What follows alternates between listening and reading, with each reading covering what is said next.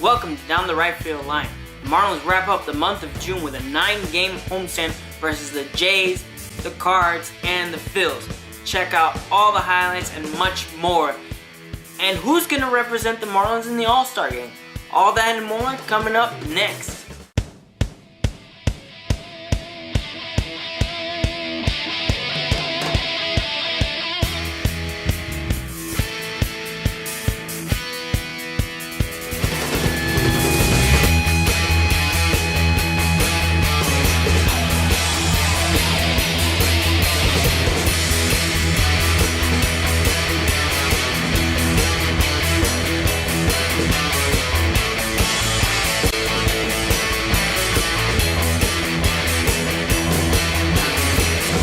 Welcome to Down the Right Field Line, now with Marlins Nation.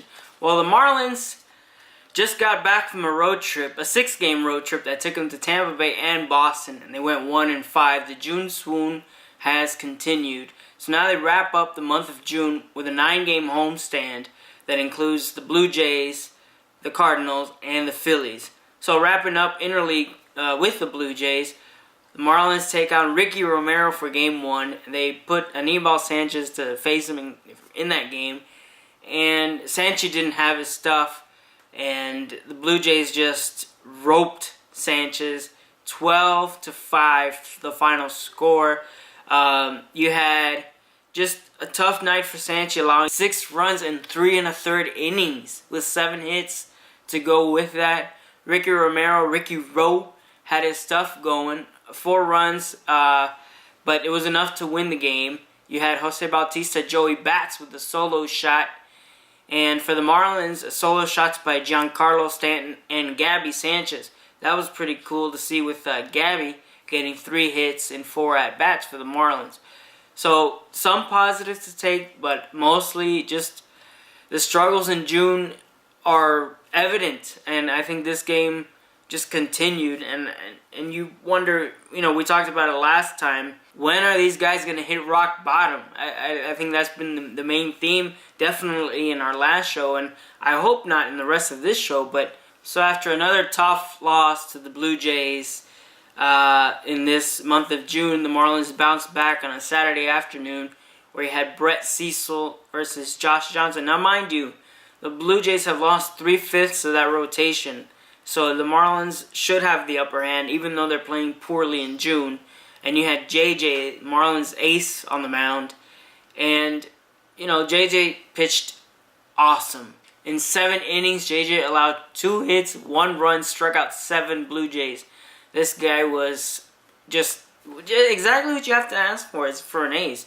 I mean, he's doing the job. The Blue Jays scored the first run on a safety squeeze by Rajah Davis that scored the run. That's one of those things where, JJ's throw was a little bit to Buck's right, and then it was hard for Buck to come back and reach and make the tag on Edwin Encarnacion sliding in, and that's the way that one went. But it's tough.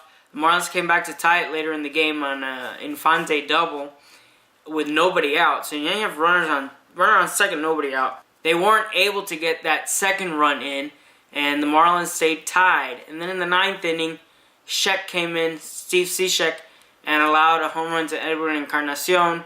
And the wheels just came off. Colby Rasmus hit a grand slam off of Edward Mujica.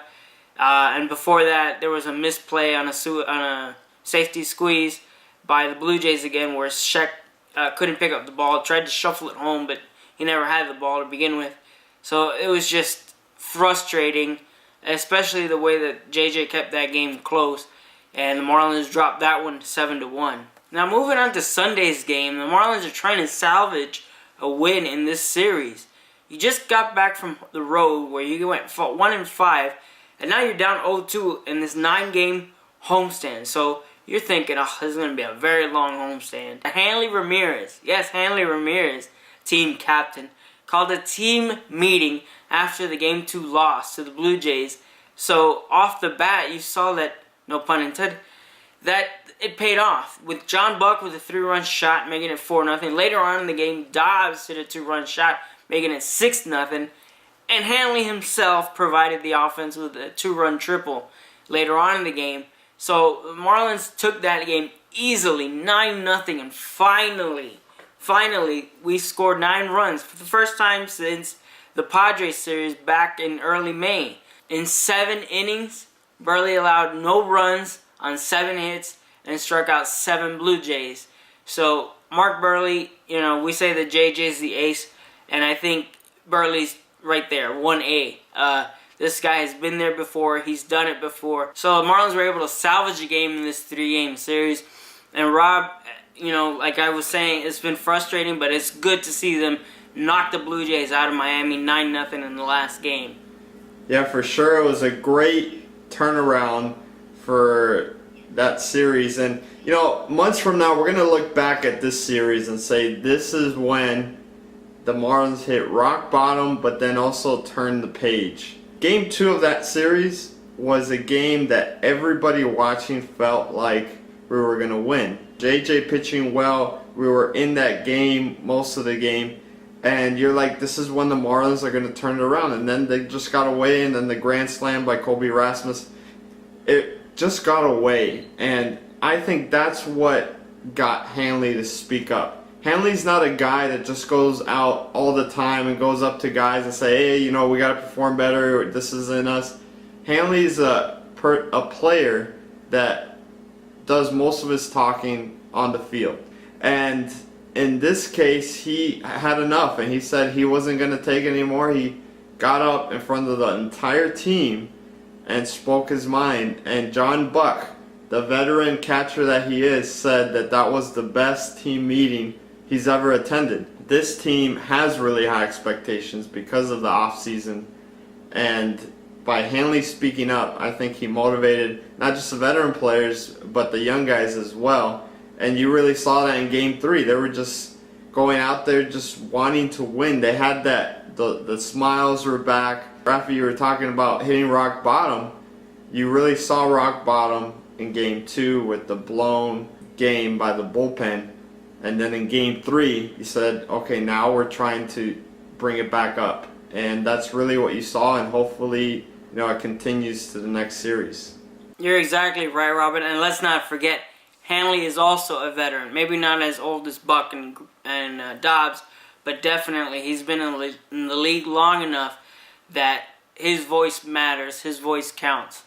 So moving on to this next series against the St. Louis Cardinals. Cardinals actually opened up with the Marlins on opening day in Miami. The Cardinals took the first game 4-1. And you got Westbrook versus Nolasco. This type of game, Nolasco has had a pretty decent career against the Cardinals, and Westbrook likewise against the Marlins. So it was interesting to see what type of game we were going to get today. Right off the bat, you saw the Marlins take advantage. Reyes with a key RBI double, and then in the bottom of the 7th, the Cardinals decided to intentionally walk Reyes to load the bases for Hanley. Hanley and Stanton walk, which was huge. And the Marlins got to a comfortable 6-2 lead, headed to the top of the 9th. Now, I'm not too keen. I don't buy the whole closer coming in the 9th inning in a non-save situation. But Ozzie went with Bell. It didn't go off well. He walked for call. He struck out Robinson. He allowed a double to Holiday, a single to Beltran, a sac fly to Alan Craig, and now Yadier Molina comes up with a runner on base, 2 outs. The first 2 pitches were way up in the strike zone. What was he doing there? And then you're thinking, or at least I'm thinking, don't go up there again. Keep the ball down. If he hits a single, it's 6-5. It doesn't tie the game 6-6. Well, this idiot decides to throw the ball up. It didn't get high enough. Molina hits a 2-run shot to tie the game in the 9th inning. How deflating. You thought that the 7-1 game was rock bottom? Maybe this one was rock bottom. I mean, it didn't seem the way that we were scoring runs and being patient. But after that performance by Heath Bell, and let me say, Heath Bell was doing great up until that game. And every closer is entitled to a hiccup here and there. And again, it was not a safe situation. Cardinals take the lead in the 10th. The final was 8-7 in 10 innings. My goodness, what a frustrating game. After coming back and blowing out the Blue Jays, you come into this game, it's just devastating. So after a crushing defeat in Game 1, the Cardinals bring up Kyle Loesch to face the Marlins against Carlos Zambrano. Now, Zambrano had a very nice start against the Red Sox despite losing the ball game. The Marlins lost the ball game. And Kyle Loesch, the last time he faced the Marlins was that opening night, and he had no hit stuff until the 7th. In the first inning, more frustration. The Cardinals scored 5 runs off of Zambrano. And the worst part about it, they were all unearned. That's right. With 1 out and runner on first, Holiday hits the ball back to Zambrano. Zambrano fires to second base. Too bad that Jose Reyes was not there in time. And the ball just sailed right through Reyes and Infante. And then later on in the inning, after a 1-0 lead, Alan Craig hits the ball right to Reyes. And it's a tough one. They gave Reyes an error. It could have been a double play ball. At least stop it, make an out. But nonetheless, it was another error. And then Yadier Molina with a 3-run shot. All those runs unearned, making it an early 5-0 deficit. Moving on to Game 3, where the Marlins have to salvage a game in the series. How familiar does this sound in the month of June? Well, the Cardinals get off to a 2-0 start off of Sanchez.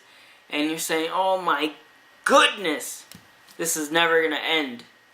Well, the player of the game could be John Buck.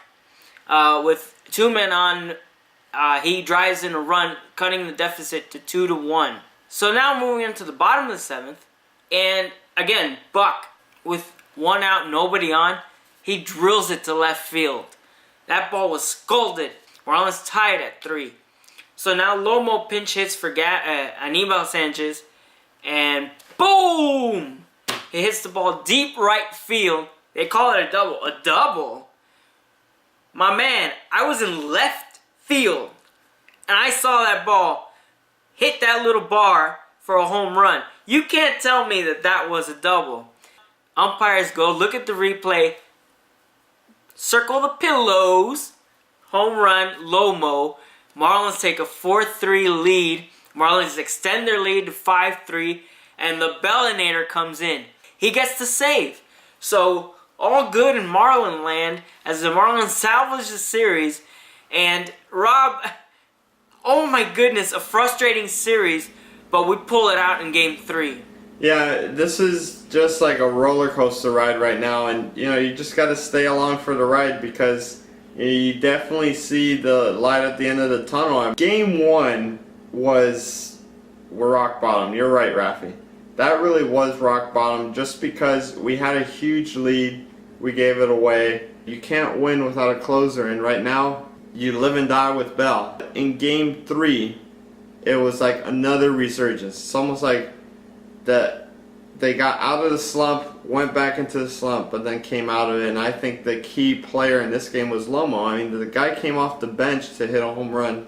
Bell found himself and was able to get out of the 9th inning, even though he got into a little bit of trouble. When Bell gets into trouble and then ends up getting the save, I think that's more important for him than just to have a 1-2-3 9th. And because of that, I think Bell's going to carry some of that momentum into the next series and hopefully beyond for the rest of the season. Hopefully you're right. Robert taking on Game 1 against the division rivals Philadelphia Phillies. Going into the series, we were a game and a half ahead of the Phillies in the standings, us being in 4th, Phillies being in 5th.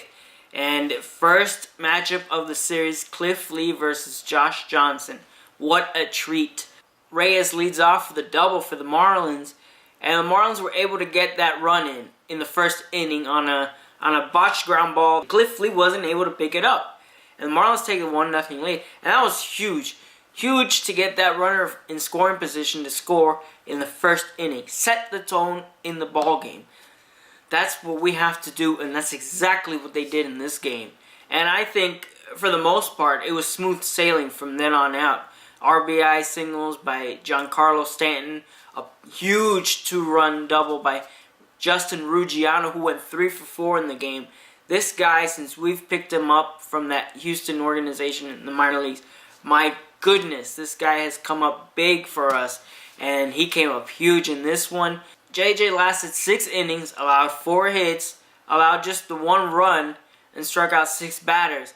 So he had his stuff. Hunter Pence got him for a solo shot, but you know what? That's Hunter Pence.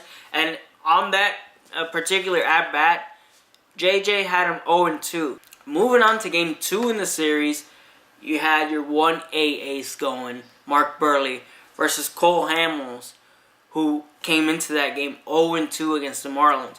He was 10-3 for the season, and 2 of those losses against the Marlins. So, first inning, what happens? Hanley gets on base, trying to stretch for a double.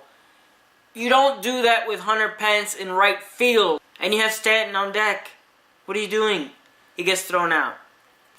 Well, next batter, Giancarlo Stanton, hits a bomb, and practically hits the Jackie Robinson retired number logo in left center field. And my goodness, that was a shot. That ball would have kept going if that wall wasn't there. So the Marlins take a 1-0 lead. Mark Burley was tremendous, and in the 4th inning, his Gold Glove defense showed with a 1-6-3 double play in a huge spot where the Phillies were threatening to score. Marlins held that lead. Hunter Pence again, homers in the 7th inning. So you're like, ugh, stupid Hunter Pence. But he homers, and, you know, again, that did not matter. The Marlins end up handing the ball to Bell in the 9th inning. His 2nd save in as many outings. And, again, that game against the Cardinals where he blew it, you know, hurts, stings, but we're past that. We're moved on. Going into Game 3 for the sweep, Marlins had to make a roster move, putting Edward Mujica on the disabled list and calling up Wade LeBlanc. In the 1st inning of the game, Juan Pierre, former Marlin, triples off of Ricky Nolasco, and the Marlins have Pierre on 3rd base, and now you have a situation where Pence hits a ground ball to Hanley. Now, I don't fault Hanley at all. He comes home. But the problem is the throw was high. Pierre slips under the tag, and he's safe. The Marlins were able to bounce back on 2 consecutive RBI doubles by Infante and Buck. And then Giancarlo Stanton with a huge, mammoth solo shot opposite field. He went oppo, but he went with a pitch. And then with a 3-1 lead, Marlins have things going, have things riding against Joe Blanton. And with a 3-2 lead in the bottom of the 8th, Hanley Ramirez comes up with a 2-run shot off of Antonio Bastardo, making it 5-2, and Heath Bell comes in and closes the door once again. And Nolasco's performance was amazing, considering that he was sick in the start. He went 7 innings, allowing 2 runs on 5 hits, 6 strikeouts, and one of those runs is questionable because had it been ruled a passed ball, it would have been 1 earned run and not 2. But in any event, he gets the win, 7-6. Marlins sweep the Phillies. What a gratifying way to end this homestand. And number 1, end July on a high note and begin July on a high note, Rob. Yeah, that was an important series just because of the fact that we just talked about. We hit rock bottom twice in this homestand, and to go through the Phillies the way that they did, even though it's not the same Phillies of old, this isn't the Phillies that were expected to win the World Series last year. This is a different team. They have a lot of injuries, but it's still gratifying to beat that team. I feel like it's going to help us moving forward. I mean, you're coming out of this homestand, even though it wasn't the best homestand, you're coming out of it on a 4-game winning streak. And I think in any road trip, any homestand, you always want to end it with a winning streak. And in this case, a 4-game winning streak, a sweep, was really important. And now that the Marlins feel like we can win, we can beat the best, the Phillies aren't the best right now, but they are a very good team. They can beat them. They swept them. For the Marlins to sweep that series, go on the road with a momentum now, knowing that this is the month of July. June is gone. It was a really bad month, but July is here. There's a lot of good stuff happening this month. We survived June. Now let's move forward. Let's take on the Brewers. So the Marlins end up having that 5-4 homestand and going 5-2 in the last 7 games. Quick notes on here. Justin Ruggiano batting .500 in the last 7 games. Giancarlo Stanton hitting 3 bombs, 6 RBIs, batting .333. And the list goes on and on. Noteworthy, Mike Dunn coming back to the Marlins after spending some time in AAA, pitching 4 2/3 shutout ball out of the pen. So that's huge to see from Mike Dunn. 3 holds, by the way.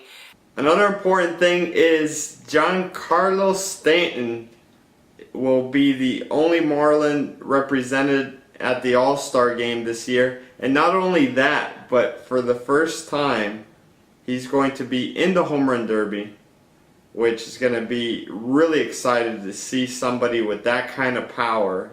And now the whole world can see how much power Giancarlo has. We've already known that for a while. We see him in batting practice.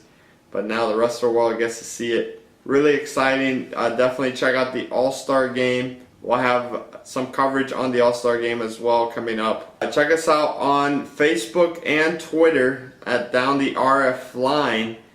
And there's a special shout out to Michael Leon, who sent us this picture. And check out MiamiMarlinsNation.com. Well, that does it for this installment of Down the Right Field Line.